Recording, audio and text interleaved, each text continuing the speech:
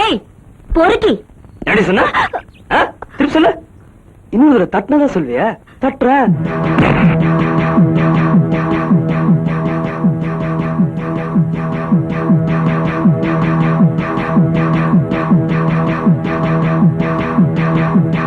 நீ அடிக்கடி ரூட்ல கிராஸ் பண்ற. நீ செய்யறது நியாயமா இருந்தா நான் கிராஸ் பண்ண மாட்டேன். அநியாயமா இருந்தா அடியால் அனுப்புனா கூட கைமா பண்ணிடுவேன். ஜாக்கிரதை.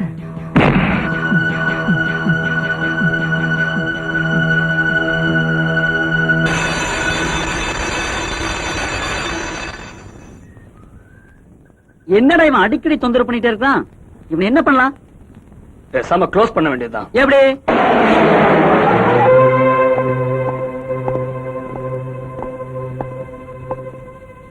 இங்க விஜயங்கிறது யாரு?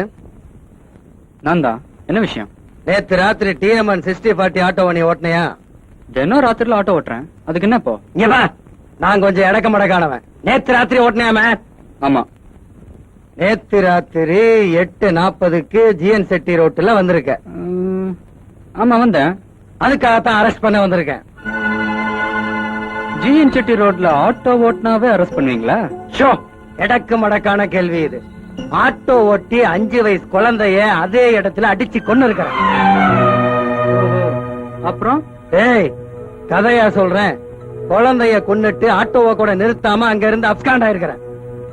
இந்த பொய் கேஸ என் மேல போடுறதுக்கு எவன் கிட்ட லஞ்சம் வாங்க? ஸ்டேஷனுக்கு வா, எவன்னு சொல்றேன். விஜய், நீங்க கவலைப்படாதீங்க ஆட்டி, நாங்க பாத்துக்கிறோம். உன் பேர் என்ன? விஜய். அப்பா பேரு? எங்க அம்மா பேரு மகாலட்சுமி. உங்க அப்பன் பேர் என்னடா? எங்க அம்மா பேரு மகாலட்சுமிடா. என்னடா அப்பன் பேரை கேட்டா அம்மா பேரையே சொல்லிக்கிட்டு இருக்கிற? அப்ப இல்லாம பிறந்தியா? நீங்க அப்பா எல்லாம் பிறந்தியா?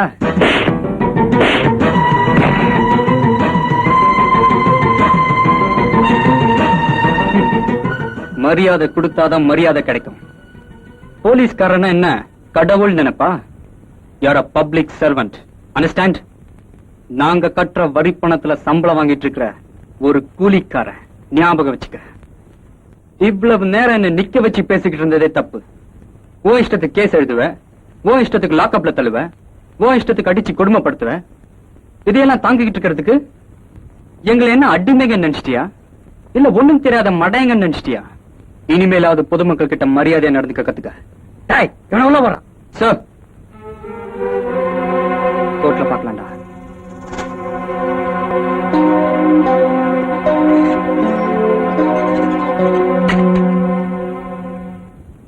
என்ன ராக்கி, உன் படிப்பெல்லாம் எப்படி இருக்கு? அதுக்கு என்ன? புரியுது. உன் படிப்பு பாப்பா போட்டிருக்க ட்ரெஸ் மாதிரி அரைகுறையா இருக்குங்கிற. அங்கிள் ஜாக்கிரதையா பேசுங்க. ஆமாமா, நீ பொம்பளை. உன்கிட்ட கிண்டல் பண்ணா சட்டையை மட்டும் இல்ல ஜட்டியையும் கிழிச்சிருவேன்.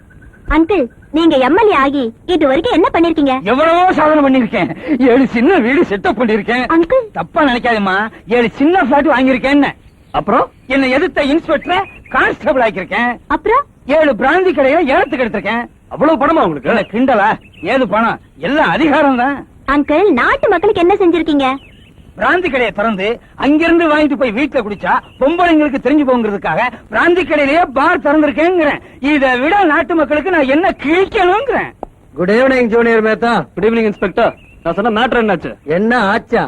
இந்த காக்கி சட்டையை போட்டுட்டு சம்திங் வாங்கிட்டேன்னா கரெக்டா செஞ்சு முடிப்பேன். அவன் மேல என்ன கேஸ் போட்டீங்க? நான் கொஞ்சம் எடக்க முடக்கானவன். எதையுமே வித்தியாசமா தான் செய்வேன். ஆட்டோ ஓட்டி 5 வயசு குழந்தைய அடிச்சு கொன்னுட்டான்னு அந்த விஜய் மேல ஸ்ட்ராங்கா கேஸ் ஃபைல் பண்ணிட்டேன். 5 வருஷம் உள்ள தள்ளிடுவாங்க. அப்பா, இனிமே நமக்கு காலேஜ்ல தொந்தரவே இருக்காது. Yes, proceed. நீங்க தான் செத்து போன குழந்தையோட அம்மாவா? ஆமாங்க. உங்களுக்கு எத்தனை குழந்தைங்க? 3 பெண் குழந்தைங்க. இறந்து போனது கடைசி குழந்தை. வயசு என்ன? 5 வயசுங்க. அன்னைக்கு என்ன நடந்தது? எப்படி சொல்வேங்க? பசின்னு அழுதது குழந்தை. வீட்டுல ஒண்ணுமே இல்ல. பண்ணு வாங்கிட்டு வரலான்னு டீ கடைக்கு போனேங்க. அவன் பின்னாடியே வந்திருக்கா. அத நான் கவனிக்கல. டீ கடையில பண்ணு வாங்கிட்டு இருக்கும் பொழுது அம்மான்னு ஒரு சத்தம். திரும்பி பார்த்தா நடு ரோட்ல இந்த படுபாவைய குழந்தை அடிச்சு கொன்னுட்டாங்க. அப்ப என்ன மணி இருக்கும்? ராத்திரி 8:40 இருக்கு சார். சரி, நீங்க போகலாம். இவங்களை ஏதாவது கேட்க விரும்புறீங்களா? No questions your honour. Murugan Murugan Murugan. நீங்க யாரு? நான் ஜிஎன் செட்டி ரோட்ல டீ கடை வச்சிருக்கேங்க. அன்னைக்கு என்ன பார்த்தேள்? இந்த ஆள் ஆட்டோ ஓட்டிட்டு வந்தாருங்க. பெரிய மாருதிக்காரன் நினைப்பு. அவ்வளவு ஸ்பீடுங்க. குழந்தை அம்மாவை தேடி வருதுங்க. என் கண்ணால பார்த்தேன். நடு ரோடுங்க. அந்த அம்மா கிட்ட சொல்லலாம்னு நினைக்கிறதுக்குள்ள இந்த பாவி அடிச்சுட்டா ஒரே அடியா. That's all, Your Honor. Any question? No, Your Honor. Mister Vijay, உங்க மேல சாட்டப்படுற இந்த குற்றங்களுக்கு நீங்க ஏதாவது பதில் சொல்ல விரும்புறீங்களா? மேடம், நான் காலேஜ்ல படிச்சிட்டு இருக்கிற ஒரு ஸ்டூடெண்ட், ஒரு ஏழை. என்னோட படிப்பு செலவுக்கும் எங்க அம்மாவை காப்பாத்துங்கிறதுக்காகவும் ராத்திரி நேரத்திலயும் ஹாலிடேஸ்லயும் ஆட்டோ ஓட்டுறது என் வேலை. அன்னைக்கு நான் ஆட்டோ ஓட்டினேன். ஆனா எந்த குழந்தையும் ஆட்டோல அடிபடல. Your Honor, இது வரைக்கும் இந்த கோர்ட் சரித்திரத்துல எந்த குத்தவாளியாவது தான் செஞ்ச தப்ப ஒத்துண்டிருக்கானா? குறுக்கே பேசாதீங்க சார். ஏதாவது கேள்வி கேட்க விரும்பினா கேளுங்க. அக்டோபர் மாசம் 7ஆம் தேதி ராத்திரி ஆட்டோ ஓட்டினியா இல்லையா? தினம் ராத்திரில ஆட்டோ ஓட்டுறது என் வேலை. ஷோ, கேட்கறதுக்கு மாத்திரம் பதில் சொல்றோம். அன்னைக்கு ராத்திரி ஓட்டினியா இல்லையா? ஆமா. அன்னைக்கு ராத்திரி 8:40க்கு ஜிஎன் செட்டி ரோட்ல வந்தியா இல்லையா? ஆமா, வந்தேன். தேங்க்யூ. யுவர் ஆனர், சம்பவம் நடந்த அன்னைக்கு குத்தவாளி ஆட்டோ ஓட்டியிருக்கார். அன்னைக்கு ராத்திரி 8:40 ஜிஎன் செட்டி ரோட்லயே வந்திருக்கார். இதெல்லாம் அவருடைய வாக்குமூலத்திலிருந்து நமக்கு ருஜுவாயிடுத்து. அதை தொடர்ந்து குழந்தை இவருடைய ஆட்டோவில் அடிபட்டு இறந்து போயிருக்கு. குழந்தை இறந்து போனத குழந்தையினுடைய தாயாரும் டீ கடைக்காரரும் கண்ணால பார்த்திருக்காங்க. இதெல்லாம் விட ஒரு பெரிய உண்மை என்னன்னா, அன்னைக்கு ராத்திரி அதே ரோட்ல வந்துட்டு இருந்தனா இந்த கோரமான விபத்தை என் கண்ணாலேயே பார்த்தேன். சோ குத்தவாளிக்கு தகுந்த தண்டனை அளிக்கும்படி கேட்டுக்கிறேன். எக்ஸ்கியூஸ் மீ யுவர் ஆனர், நீங்க முடிவெடுக்கிறதுக்கு முன்னாடி நான் ஒருத்தரை குறுக்கு விசாரணை செய்ய விரும்புறேன். எஸ், உங்களுக்கு யாரை வேணாலும் விசாரிக்க உரிமை இருக்கு. Thank you your honour. நான் விசாரிக்க விரும்புறது public prosecutor mister Shankar Narayanan. No your honour, ஒரு பப்ளிக் ப்ராசிக்யூட்டர் சாட்சி கூண்ல ஏத்துறதுக்கு சட்டத்துல இடமே இல்லைன்னு. Anything else? No your honour, நான் ஒரு பப்ளிக் ப்ராசிக்யூட்டரா கேட்க விரும்பல, ஒரு சாட்சியா கேட்க விரும்புறேன். He is correct mister Shankar Narayanan. அந்த சம்பவத்தை நீங்க கண்ணால பார்த்தேன்னு சொல்றீங்க. அதனால உங்களை ஒரு சாட்சியா விசாரிக்கிறதுக்கு சட்டத்துல இடம் இருக்கு. முட்டகனா, பிரியாவோட அண்ணன் கோர்ட்ல வாதாடி முன்ன பின்ன பாத்திருக்கியா? இல்லையே. இப்ப பார், கோர்ட்டு குஜாலா கட்ட போகுது. குஜாலா? இந்த கில்பா மேட்டர்லாம் உனக்கு புரியாது. ஆர்குமெண்ட் கவனி. நீங்க என்ன படிச்சிருக்கீங்க? இது என்ன சில்லி கொஸ்டினா இருக்கு? நான் என்ன போர்ட் ஃபார்ம் பாஸ் பண்ணிட்டா பிபியா இருக்கேன்? கேட்கறதுக்கு மட்டும் பதில். நீங்க என்ன படிச்சிருக்கீங்க? MA BL gold medallist. நீங்க சட்டத்தை முடிச்சிட்டு கான்வொகேஷன் டேல என்ன வாக்குறுதி எடுத்தீங்க? மறந்து போச்சா? 1000 குற்றவாளிகள் தண்டனையிலிருந்து தப்பிக்கலாம். ஆனா ஒரு நிரபராதி கூட தண்டிக்கப்படக்கூடாது. எக்ஸலண்ட். இத இன்னொரு தடவை சொல்ல முடியுமா? 1000 குற்றவாளிகள் தண்டனையிலிருந்து தப்பிக்கலாம். ஆனா ஒரு நிரபராதி கூட தண்டிக்கப்படக்கூடாது. Is it clear? உங்களுக்கு மனசாட்சி இருக்கா? இதான் அனுபவம் இல்லைங்கிறத காட்டுறது. மனுஷன் தான் மனசாட்சி இல்லாம இருக்க முடியுமா? வாய், மனுஷனுக்கு மனசாட்சி இருக்கும், உங்களுக்கு இருக்கான்னு கேட்கிறேன். இல்ல, உங்களுக்கு மனசாட்சி இல்ல. இருந்திருந்தா ஒரு அப்பாவி இளைஞனை கொலைகாரன் சொல்லிருக்க மாட்டீங்க. ஒரு ஏழை பையன் மேல இப்படி ஒரு பழிய சுமத்திருக்க மாட்டீங்க. ஒரு நிரபராதிய குற்றவாளியர் வாதாடி இருக்க மாட்டீங்க. அதையும் உங்க கண்ணால பார்த்தேன் அபாண்டமா போய் சொல்லிருக்க மாட்டீங்க. உங்களுக்கு மனசாட்சி இல்ல இல்ல இல்ல.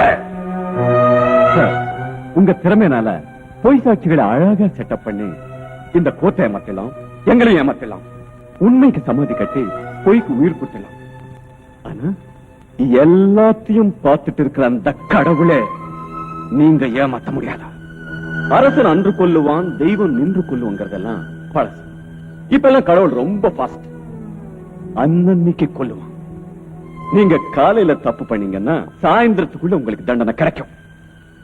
நீங்க தினம் 1/2 மணி நேரம் பூஜை பண்ணிட்டு தானே வேலைக்கு வரீங்க. அந்த கடவுள் இருக்கிறது உண்மையா இருந்தா அவன் தண்டனையில இருந்து நீங்க தப்பிக்கவே முடியாது.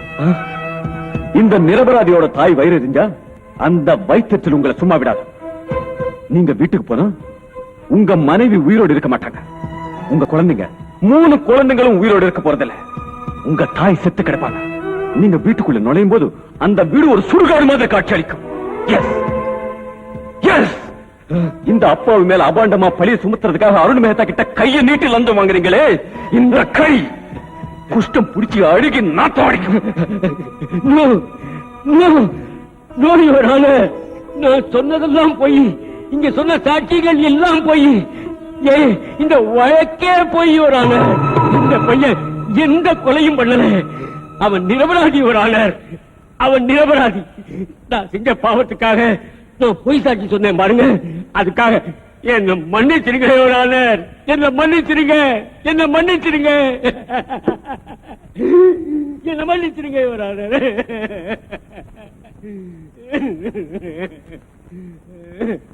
Thank you mister Sankaranarayanan. உங்களுக்கு மனசாட்சி இருக்கு.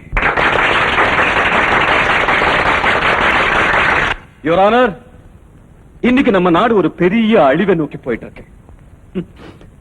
ஒரு மணி நேரத்துக்கு ஒரு கொலை, ஒரு நிமிஷத்துக்கு ஒரு கொள்ளை, தாலி அறுப்பு, கற்பழிப்பு, இப்படி அராஜகவாதிகளோட அட்டுழியமும், அரசியல்வாதிகளோட அதிகாரமும், சமயவாதிகளோட சண்டைகளும் இதெல்லாம் மலிஞ்சு போயிட்டு இருக்கு. இதுக்கெல்லாம் யார் காரணம்? இதுக்கெல்லாம் யார் காரணம்? அலசி பார்த்தா வெக்கத்தை விட்டு ஒத்துக்கிறேன். நான் காரணம். சட்டம் படிச்ச இந்த மாதிரி வக்கீல்கள் காரணம். சத்தியத்தை காப்பாத்துவேன்னு சத்தியம் பண்ணிட்டு சில வக்கீல்கள் அந்த சத்தியத்துக்கு செவக்குழி தோன்றவங்களை காப்பாத்திட்டு இருக்காங்க. நான் ஒரு கொலைகாரனை என்கரேஜ் பண்றேன், ஒரு கொள்ளைக்காரனை என்கரேஜ் பண்றேன், ஒரு கிரிமினலை என்கரேஜ் பண்றேன். அதாவது ஒருத்தன் 10 லட்சம் ரூபாய் கொள்ளை அடிச்சிட்டு வந்து எனக்கு 1 லட்சம் ரூபாய் கூலிய வீசுறான். நான் உடனே கோர்ட்டுக்கு வந்து அவன் அந்த கொள்ளையை அடிக்கலன்னு வாதாடி அவனை காப்பாத்துறேன். தன்னை காப்பாத்துறதுக்கு ஒரு வக்கீல் இருக்காங்கிற தைரியத்துல அவன் மறுபடியும் கொள்ளை அடிக்கிறான். இன்னொருத்தன் 10 பேர் தலையை வெட்டிட்டு எனக்கு 10 லட்சம் ரூபாய் கூலியா வீசான். நான் உடனே கோர்ட்டுக்கு வந்து அவன் அந்த கொலையை பண்ணல, அந்த கொலைக்கும் அவனுக்கும் எந்த விதமான சம்பந்தம் இல்ல, அன்னைக்கு அவன் அந்த ஊர்லயே இல்லன்னு வாதாடி அவனை காப்பாத்துறேன். அவன் மறுபடியும் 10 கொலை பண்றான். ஒரு அரசியல்வாதி, ஊழல் அரசியல்வாதி, கோடி கோடியா ஊழல் பண்றான். அவனை தண்டிக்கிறதுக்காக ஒரு கமிஷன் போடுறாங்க. அந்த கமிஷன்ல நானும் ஒருத்தன். ஆனா அந்த அரசியல்வாதியோட அதிகாரத்துக்கு பயந்து அவங்க எந்த ஊழலும் பண்ணலன்னு நான் சத்தியம் பண்றேன். அவன் மறுபடியும் அதே ஊழலை பண்றான். நான் அவங்கிட்ட லஞ்சத்தை வாங்கிட்டு நான் படிச்ச படிப்பையும் உண்மையும் அடமானம் வைக்கிறேன். இந்த மாதிரி கொலைகாரங்களையும் கொள்ளைக்காரங்களையும் ஊழல் அரசியல்வாதிகளையும் சில வக்கீல்கள் நாங்க வளர்த்துக்கிட்டு இருக்கோம். ஆனா இதுக்கெல்லாம் ஒரே ஒரு தீர்வு தான் உண்டு. இனிமே எந்த கொலைகாரனுக்காகவும் நாங்க வாதாட போறதில்லை, எந்த கொள்ளைக்காரனுக்காகவும் நாங்க வாதாட போறதில்லை, எந்த ஊழல் அரசியல்வாதியும் நாங்க ஆதரிக்க போறதில்லைன்னு ஒவ்வொரு வக்கீலும் தான் மனசாட்சிக்கு பயந்து என்னைக்கு நாம ஒரு சபதம் எடுக்கிறோமோ அன்னைக்குதான் இந்த நாட்டை நாம அழிவிலிருந்து காப்பாற்ற முடியும். That's all, Your Honor. திறமையா வாதாடி ஒரு நிரபராதியை காப்பாத்துறதுக்காக தேங்க்யூ மிஸ்டர் விஸ்வேஸ்வரன்.